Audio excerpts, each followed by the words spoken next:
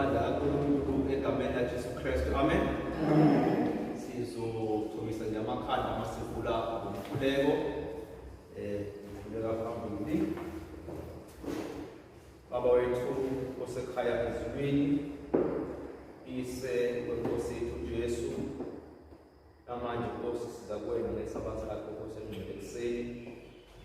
Sizobonga Nkosi ivike osiphe lona. Namanje Nkosi masaqala isifundo Nkosi sifunda ngekhathi. Sicela Nkosi umoya wakho ngcwele Nkosi ube nathi ngendlela ekhethekileyo. Sibonga noNkosi nogesi osothwethe ngobuya ukuze sikwazi ukuqhubeka nezifundo zethu sibona othe wasibekela khona Nkosi umoya wakho Nkosi. Noma kuyincwadi zesiprofethi. Senze umusa nawe ngicela wethu ukacela igama likaKristu Jesu. Amen.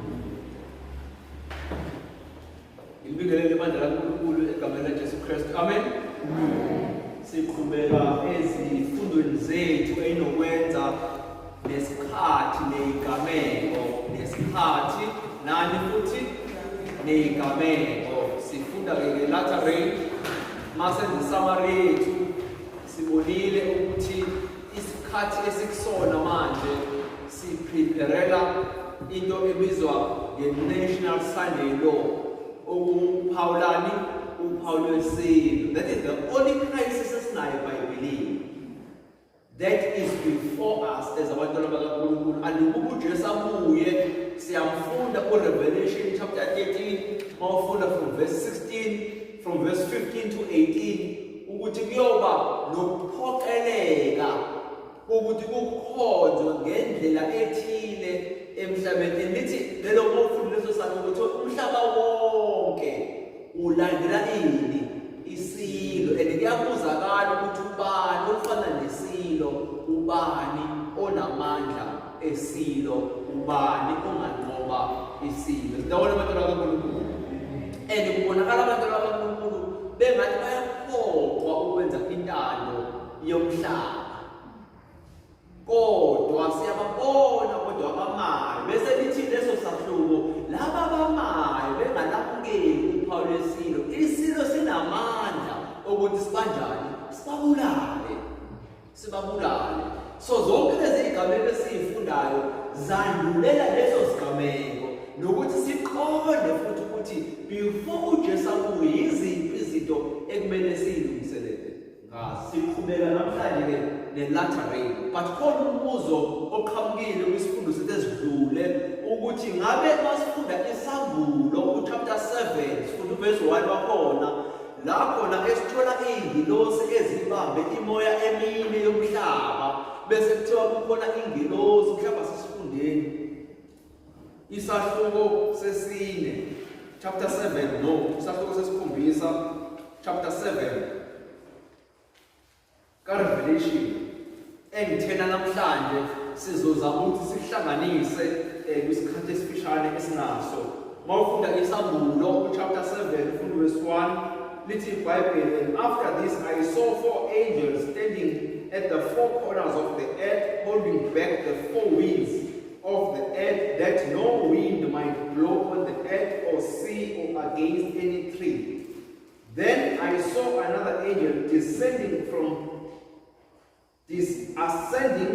the rising of the sun with the seal of the living God, and he called with a loud voice to the 4 angels who had been given power to harm the earth, saying, do not harm the earth or the sea or the trees until we have sealed the servants of our God on their foreheads. Ningoni umhlaba nolwandle nemithi size sibeke uphawu izinceku zikaNkulunkulu wethu emabunzini azo. Ningawunjani? Ningawulimazi umhlaba. Siyambona uNkulunkulu ebeka uphawu lwakhe kuphi emabunzini omhlaba before lezi ingilosi sekuthiwa zine zibamba amakhono omhlaba zinjani ziwadedele. Okuyiziphi ezizovuka la emhlabeni, including ama-7 last plagues esizofunda ngawo. But siyabona ukuthi before kwenzeke leso sigameko sale moya emine uNkulunkulu uthini? Uthi ufuna ukubeka uphawu abantu obani kubantwana babo before zenze lezo zinto. So into zonke lezi zigaba kufanele siyiqonde sizazi ukuze silungiselele sazi ukuthi abantu abanjani uNkulunkulu abeka uphawu labo kubo. Ngoba nathi siyafisa ukuba yingxenye yalabo uNkulunkulu azobeka uphawu kubo, futhi bakhona njengoba kade sifunda last week abazokwamukela umoya kaNkulunkulu okuyimvula yokugcina ukuze beqedele umsebenzi uNkulunkulu awuqala ngabapostoli. Sitawona bethu uNkulunkulu. So masifunda lezi zinto siyakhuthazana ukuthi sonke silangazele inkosi nami ngiyafuna ukuba kulabo abazoqeda umsebenzi. Mawukuthi usumdala kodwa uthi noma mhlawumbe sengizolala mina lezo yikhathi zingakafiki kodwa bashaya nabazukulu namadodana namadodakazi angibaqeqeshele lezo sikhathi, ngoba ayikho into omdala ukugcinele yona kunokuthi uqeqeshe abantu abazayo emva kwabo ubashiye benokholo abazokwazi uma ukubasebenzisa ebasebenzisa uma lezo sikhathi wena omdala singakutholanga. Sidawona uNkulunkulu. Ingakho abazali boDaniel baqeqesha boDaniel ukuthi noma sesithathu isizwe sakwa-Israyeli siya eBhabheloni, noma thina mhlawumbe sobe sesingekho ngaleso sikhathi, kodwa manifika nina eBhabheloni nimele uNkulunkulu. Ngithi nje mina mawugogo umbaba ayikho into ekumele ngingakwazi ukukogeneration kulo msebenzi omngaka njengoba awukwazi ukuyibaya kulo msebenzi omngaka to train the young to stay before God when these times of crisis ziyizi. Ingakho awukwazi ukuthemba ingane yakho kwisikhathi esiphila kusona nanoma nobani. Ayisayeshenge amaphilane sayethemba ngifuna bengigadele kanjani. Angikho kodwa lapho asingene nemvula yokugcina. Lalela ngethiwani. This is Epiclet Controversy, page 464. In last days the red page 186, paragraph 2. Lalela umoya kaNkulunkulu uthini. Uthi before the final visitation of God's judgment upon the earth, there will be among the people of God, of the Lord, such a revival of primitive godliness as has not been witnessed since the apostolic times. The Spirit of God, the Spirit and the power of God will be poured out upon His children. Are we together, friends? Umoya uNkulunkulu uzonjani? Uzothulula uNkulunkulu emhlabeni before kubonakale unakalo wakhe emhlabeni. Mawukhuluma nge-final visitations, ukhuluma ngama-7 last plagues. Are we together, friends? Uthi before kube njalo uNkulunkulu uyothulula umoya wakhe emhlabeni. Ingakho ethi ingelosi aziyibambe le moya, indaba zibaba kusanomlayezo ibandla kaNkulunkulu ebafanele liwuhambise emhlabeni ukuze kungabi khona othi mina bengazi. Thiwa uNkulunkulu sayibambile le moya ne-judgment yakhe emhlabeni usayibambile until ethelele umoya wakhe ebandleni kube nokuguquka okungakaze kunjani kubonakala sona kuba khona isalokuba isikhathi sabapostoli. Mawufunda izenzo ufunda ukuguquka oba khona, ufunda uvangelo lakhona, ufunde ukubhebhetheka kwevangelo oba khona. Thiwa lento ezokwenzeka before uJesu abuye ayisondelela kancane kunaleyana. Ezinye mawuyifunda zithi it is time 10 of what happened. Are we together, friends? Uma kwakubuka abantu abawu-2,000 bakudlamini, kwakubuka abantu abawu-5,000 in one day. Thiwa isikhathi siyakusona uNkulunkulu mayesethela umoya wakhe ongcwele ebandleni lakhe. Thiwa from 10,000, 50,000 will repent in one day.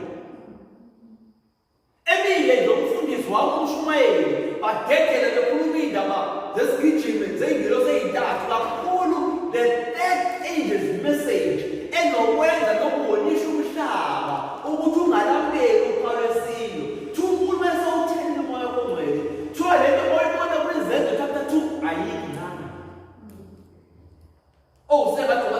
ulangazelele ukuba khona kuleso sikhathi. Kodwa kuthiwa kuzoba revival. Igama elithi revival lisho ukuthini?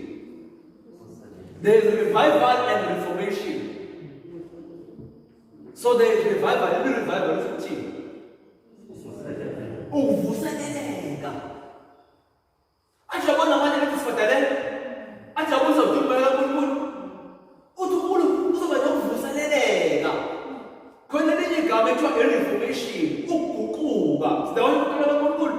Yikhona besifunda ngakho-ke emuva ukuthi we need to reform. Kunezinto, kuneyindlela ekufanele siyishiye ukuze umoya kaNkulunkulu ukwazi ukutheleleka empilweni zethu. Umbuzo usuthi yindaba kudingakala i-revival and reformation ebandleni kaNkulunkulu. Hamba nami kwisambulo chapter 3 ufunda verse 15 to 18.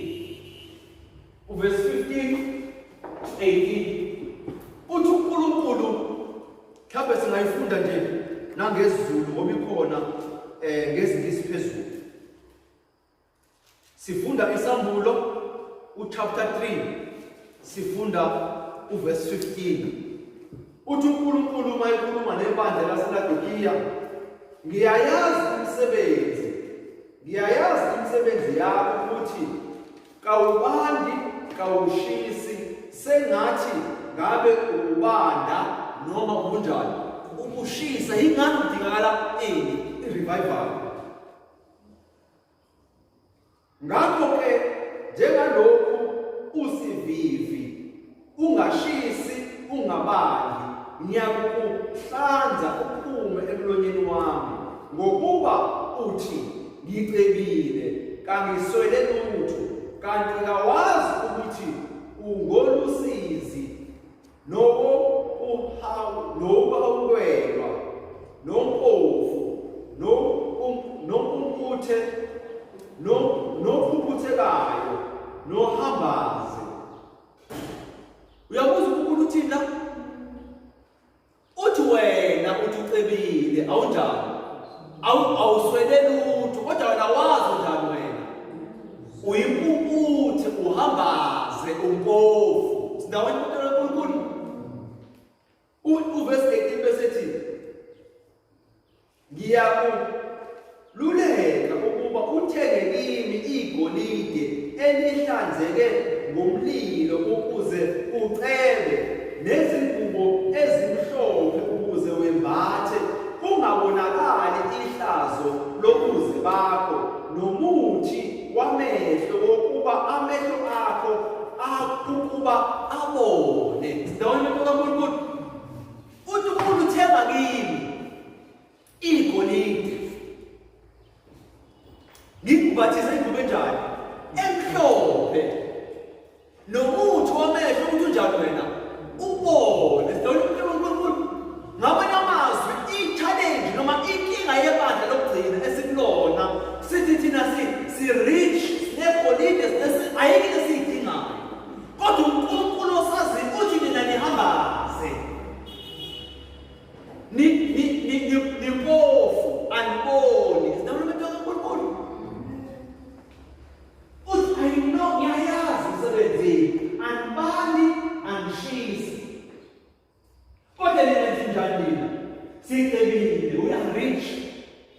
Sineyimpahla, we are increased in goods. Asidingi lutho, we have need of nothing.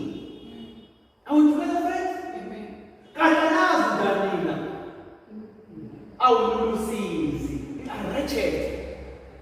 Mawufuna ukwazi, sikho lapho namhlanje. Kodwa mawufuna ukwazi ukuthi umuntu olusizi umuntu onjani, hamba ufunde incwadi yamaRoma chapter 7.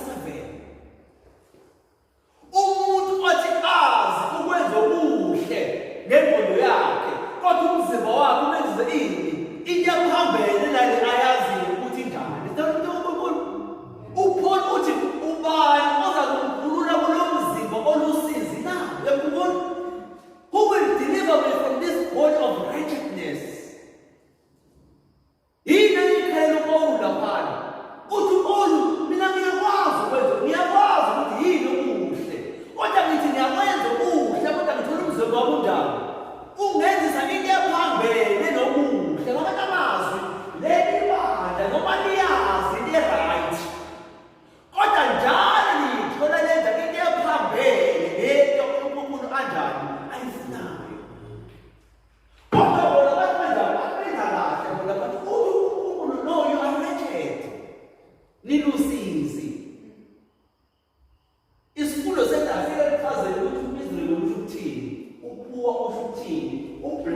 ukuthini unakedness sokuthini ngelinye ilanga sokufunda lokho ukuze uyazi icondition yebandla laseLaodikiya okuyithi bese uyaqonda appreciate ukuthi indaba sidinga ukuthi sisebenzise imvulo yokuqala ukuze sikwazi ukwamukela imvula yakamuva yokugcina ukuze sikwazi ukwenza umsebenzi kaNkulunkulu. Kodwa sifundile ukuthi ebandleni laNkulunkulu kuyoba nokuguquka nemvuselelo engakaze ibe khona lokuba isikhathi sabapostoli.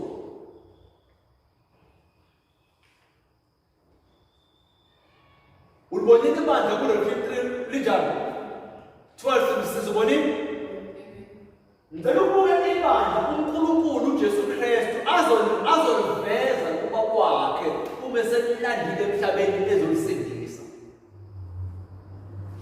Mawufunda abaseFesu, the husbands love your wives, even as Christ also loved the church and gave himself for it. Madoda thandani omkeni njengoKristu athanda ibandla, that he might sanctify and cleanse it with a washing of water by his word, ukuze ahlanze ayingcolise ngosegezo samazwi ngezwi. Ngamanye amazwi izwi laNkulunkulu liyisigezo uJesu Kristu ahlanza ngalo ibandla lakhe. Mawufunda incwadi kaJohn 17:17 uthi sanctify them through thy word is truth. Are we together, friends? Ngamanye amazwi uNkulunkulu ayisigezo uNkulunkulu asisebenzisayo ukuhlanza ibandla lakhe. Funda verse 27 now. That he might present it to himself a glorious church, not with a spot or a wrinkle or any such thing, but that it should be holy and without blemish. Nali ibandla uJesu Kristu azolipresenta kubaba wakhe. Ibandla enjani? Elingenasici. Kodwa ulibonile leli bandla mabelipresente kuRefiltri linjani? Lize aliboni. Umbuzo uthi yini eyenzakalile kuleli bandla? Kanti kwisambulo bekuthiwa aliboni futhi lalihambaze. Yini eyenzakalile kulo? There must be a revival, there must be a reformation. Yini ezokwenza lokho?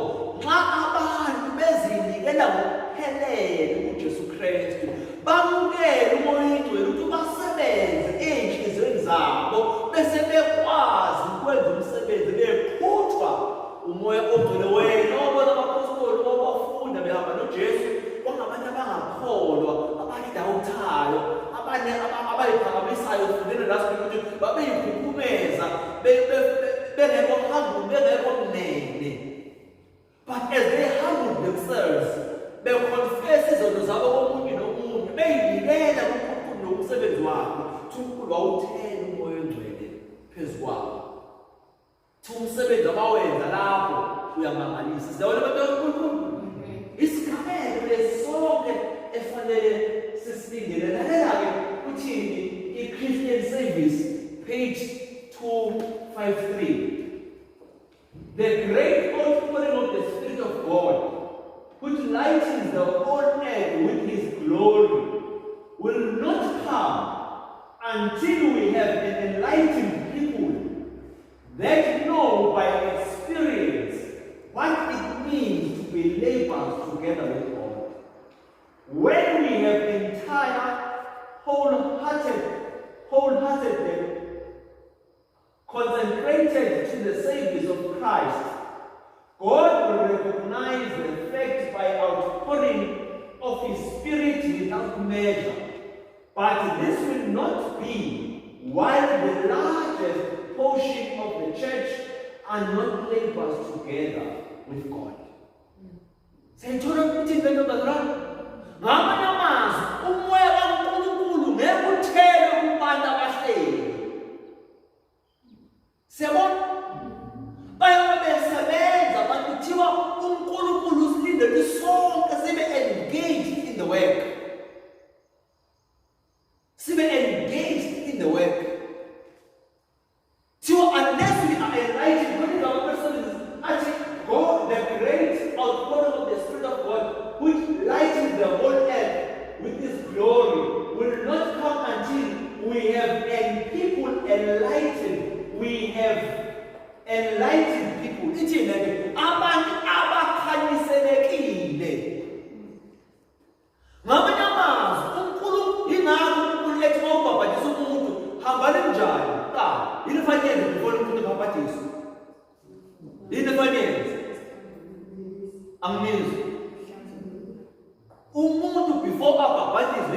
senze kuye.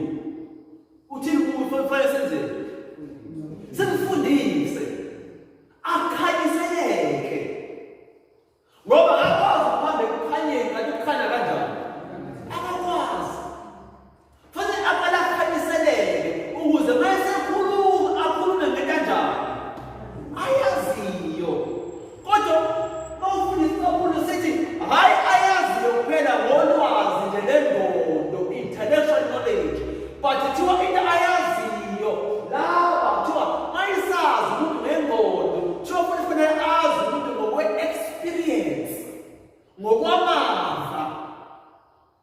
Ingakho ulindele ibandla lakhe li-engage in the work to be co-workers with God, to be co-laborers with God. Ngobani imvula yakamuva ize bandleni ukuze kuqedelwe umsebenzi kulanjani awuqala. Ayikwazi ukuza kimi nawe imvula ukuthi siqedele umsebenzi, kanti umsebenzi asinjani thina? Asiwenzi. Amandla wadinga ngoba usemsebenzini. Ingakho sethi umuntu ongasebenza kanjani akangadli ngoba unjani uyamosha. Ngoba we need to have energy so that you can work. Are we together, friends? Now, umoya is the power of God. It's the energy. It's the power and the energy of God. There's the most properties is energy. It is power, it is the strength that comes from God. Must summarize that. The latter rain will produce the loud cry. See, I have a loud cry. See, if you know the loud cry is the last message to go to the world, which is the third thing's message, which is the warning to the world. The latter rain will produce the loud cry. At that time, the latter rain, or refreshing from the presence of the Lord, will come to give power to the loud voice of the third angel and prepare the saints to stand in the period when the 7 last plagues shall be poured out. So the umoya kaNkulunkulu uzothululwa before our 7 last plagues are poured. Our 7 last plagues are connected to Revelation chapter 7, the 4 winds. Before leso sikhathi uNkulunkulu uzothulula umoya kungcwele ukuthi unikeze izwi elikhulu emhlabeni to the third angel's message. Yenye omumlayezo lo ekufanele siwufunde ukuthi yini i-third angel's message. Hayi i-third. So there's the first angel, there's the second angel, there's the third angel all together. We must study what is the message of the third angel, because when Elijah rain gives power to the third angel's message, which is to warn the people not to receive the mark of the beast, and also the righteousness of Jesus. The righteousness of Jesus. This is exciting. If you look at the one, okay, let's move on. Yes. That know by experience. Yes. What it means to be laborers to God. Yes. Umoya weyothulwa labantu asebe ngaphambi kokuthi umoya ingcwele kufanele mina ngibe umuntu oseke wahamba lo Jesu mhlawumbe kufanele lapho ngifika ngisevangeleni i-experience mhlawumbe lo Jesu ngesikhathi ngitshela abantu then to that time layokhuluma khomoya ingcwele. Correct. Remember this in the last week, uNkulunkulu could have saved the world. Ihlabathi ngaphandle kwesizo lethu. Sekubona Desires of Ages page 142 paragraph 2. Kodwa ithi uNkulunkulu usibizele emsebenzini wokuzuza izoni sisebenze naye ukuvangela ukuze sidevelope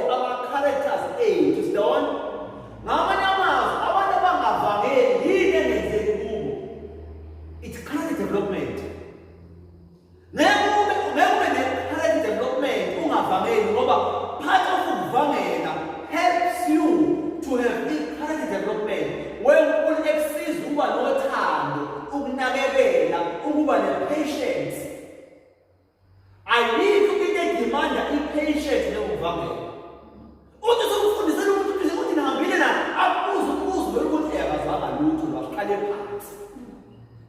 Utraffic athi akekho usudrayiva indlela yonke athi nje khona indlela nje sengithathayo ngiyaphuma altogether. You must be forbearing. You must be loving sometimes.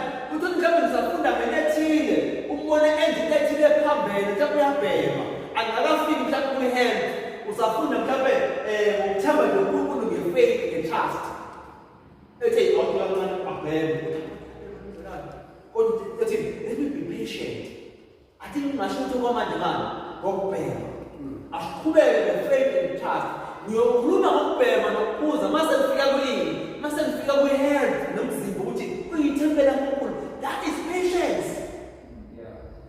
Uhambe nomuntu kancane nje ungamfuhleli yonke into, uhambe naye aze ayiqonde into omfundisa yona. Sindawonye manje kaNkulunkulu.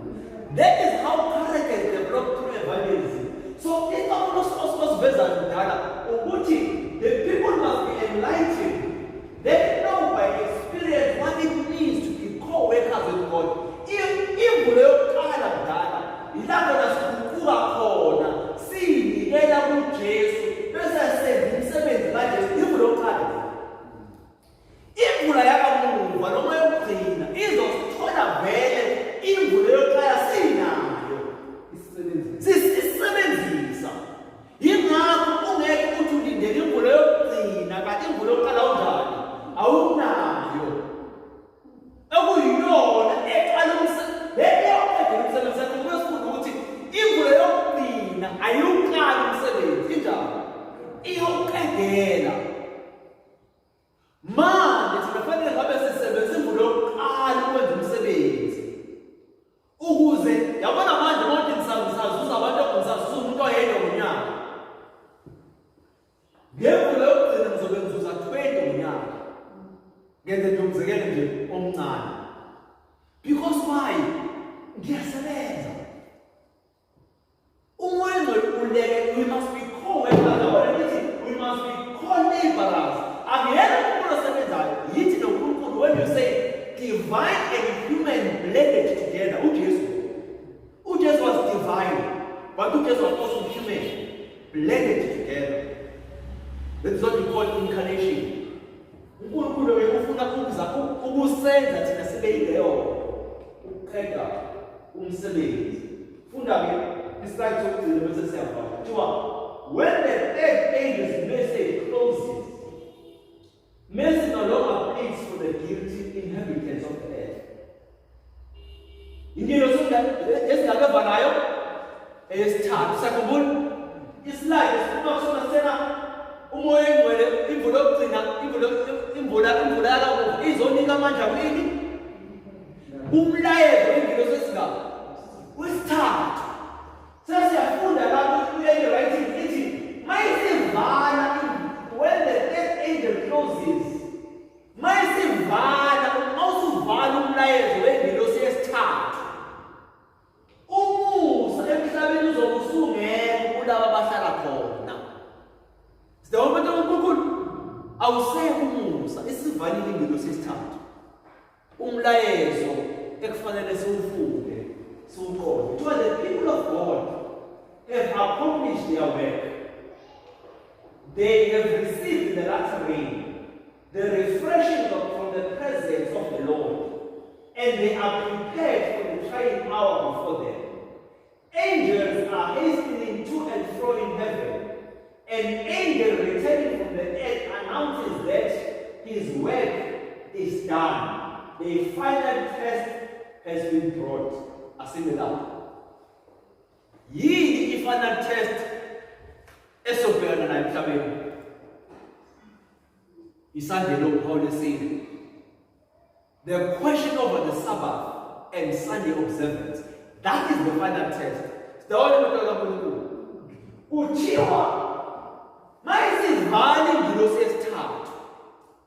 Umusa emhlabeni uyokuvalwa nawo. Akekho umuntu obesazosindiswa. Besingeno iyezwini le ekadine kuphawu kwiSambulo chapter 7. Ithi sebabekile babunzini abantwana bakho. Usungaqhubeka nomsebenzi wokudedela the four winds to flow in the air, which are the visitations of God's judgment, which are the 7 last plagues. Siyabona uNkulunkulu ukuthi the time ethula umoya wakho ongcwele emhlabeni, uNkulunkulu uyowuthulula umoya wakhe. Wayebekuphawu kubantwana bakhe. Landela ukuthi laba sivule lesi slide uzibone kahle masivala in this chart. Manje preparation times. Ndawona abantwana bonkulunkulu. Masuku preparation time kungena National Sunday Law, NSL. In National Sunday Law, a great controversy, ithi that is the last test ezokwenzeka kubantwana bakaNkulunkulu. Ngamanye amazwi, makwenzeka i-test, uphawu laNkulunkulu luzobe lingakabekwa ebantwaneni bakhe. Sidawona?